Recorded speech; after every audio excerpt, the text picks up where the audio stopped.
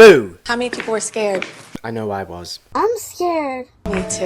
I was really, really scared. Do you believe in ghosts? I'm not completely sure if I do, but you know what I believe in? Ghost singers. So I guess the more appropriate thing to start off with is... Break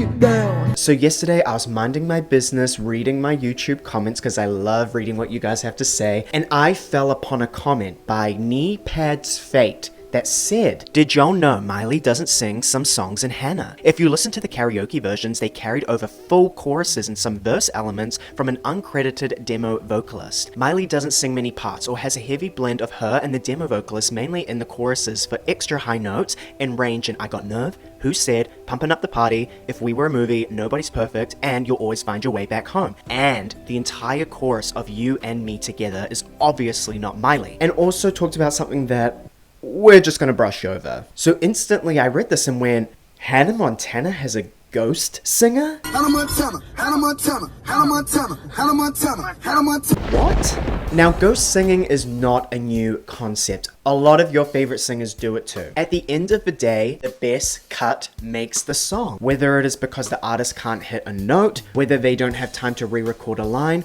or maybe there is just some je ne sais quoi about another vocalist's take on the song. There are so many famous examples of this happening. Amber Riley was on Jennifer Hudson's talk show and talked about being a ghost singer for some famous artists. She didn't name names, but people were theorizing who she was potentially ghost singing for. Some people thought Demi Lovato, and one person even suggested that Amber's vocals can be heard on Brandy's song Right Here.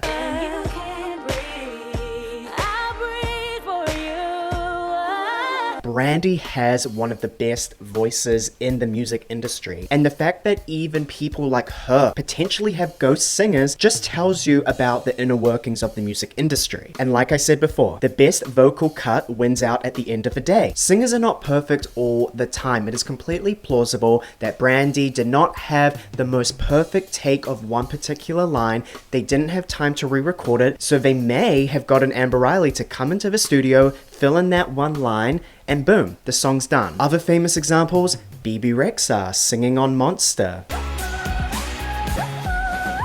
Jennifer Lopez's ghost singers have been talked about ad nauseum, so I don't need to talk too much about them in this video. Maya Marie on somebody's songs. The dance floor is my stage.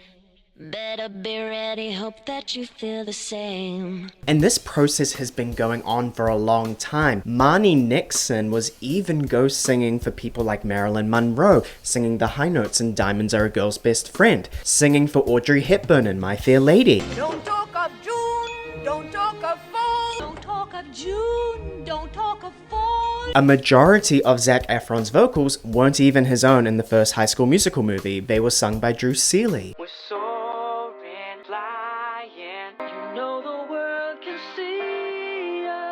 Charlie XCX's demo vocals on Same Old Love made the official Selena Gomez version. Esther Dean's feature on Super Bass was mysteriously cut out.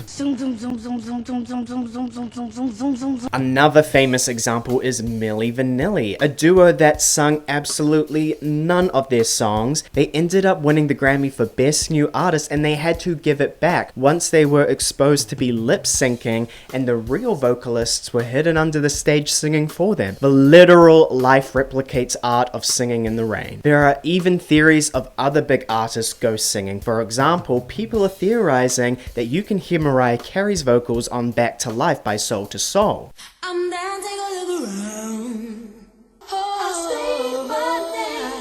It's not confirmed, but I could definitely hear it. So now let's talk about Hannah Montana, because the confusing thing to me is that the allure of Hannah Montana is that she is a fictitious pop star. I am a rock star. However, the appeal comes from knowing who the person is behind the wig. But now, with this revelation from Knee Pad's Fate, I'm now wondering. We thought we knew the wizard behind the curtain, but Is there another wizard behind the wizard's curtain? So Kneepad's Fate's comment led me to researching, and I fell upon the demo version of Who Said. The demo version was sung by someone called Elizabeth Ashley Sornig. Hopefully that's how you say it. At that point in time, the demo was for brats, and then somehow it made its way to the Hannah Montana soundtrack. Tell me, who do you think is singing Who Said? Who Said?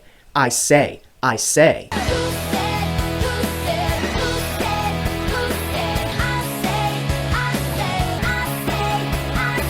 So the Who Said part of the song in the demo sounds pretty much identical to what is in the official version. Now, strangely enough, there appears to be an a cappella lead vocal version of pretty much every single Hannah Montana song on YouTube. But for a few exceptions, one of them being Who Said. What are they trying to hide? So the only thing that I could find is a rough fan-made a cappella of Who Said. It appears to be an a cappella from a live version of the song. And in this fan-made a cappella, why do the vocals seem to quieten when it gets to the Who Said part? Who said I can't be Superman? I say that I know I can. Is that because Miley is not specifically singing that part? It could be for another reason. Sometimes when you're doing a live version of a song, just from breath work alone, you can't sing every single lyric of a song, so sometimes you let the backing track do it. Maybe that's why the vocals quiet in here. What do you guys think? Another song that does not have an official lead vocal a cappella on YouTube is You and Me Together. I wonder why. When you hear the verse of You and Me Together, you can instantly tell that it is Miley singing. She's got this rasp in her voice. But even if we win, Now let's hear the chorus. yeah, it's you.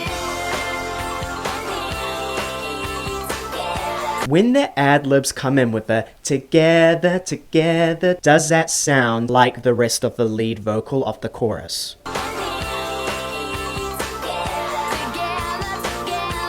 No. This is clearly not Miley singing. We don't know why this is. Is it because she didn't have time to record the chorus? Is it a situation of her cut of the chorus did not sound as good as Elizabeth's cut? We will never know, but what is apparent to me is that the song should be changed to You and Me, brackets, and Elizabeth together. So now I'm in a rabbit hole. I started researching Elizabeth on Google. I found more Hannah Montana songs where Elizabeth is credited as a background vocalist, one of them being Nobody's Perfect. We have a lead vocal a cappella from Miley, and she sounds great. Nobody's perfect, I gotta work it. On top of that, in the instrumental version with the backing vocals, you can clearly hear Elizabeth's background vocals.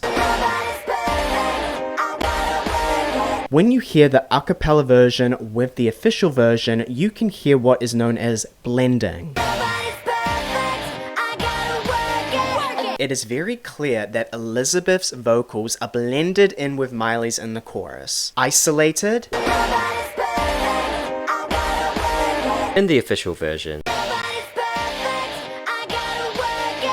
You can clearly hear Elizabeth's voice. Another song where she is credited as a background vocalist is Life's What You Make It. We've got a lead a cappella vocal by Miley. That's what you make it, so let's make it right. We also have an instrumental with Elizabeth's background vocals. That's what you make it, so let's make it right. In the official version, That's what you make it, so let's make it right. this is another situation of blending. Another song that I cannot completely confirm because Ashley is not credited as a background vocalist, a writer, or anything on it, but I believe Elizabeth is doing background vocals on the Best of Both Worlds. Firstly, something that I did not know about, I did not know that there was a vocoder on Miley's voice on the Best of Both Worlds. Hear your songs on the radio. Whoa. After hearing Elizabeth's vocals on demos, in background vocals, I've got a good gist of what Elizabeth sounds like, and I think I can hear her in the background vocals. You get the best of both worlds. Here are more examples. You can learn to fly and you can chase your dreams. Did you guys hear that? I'm scared.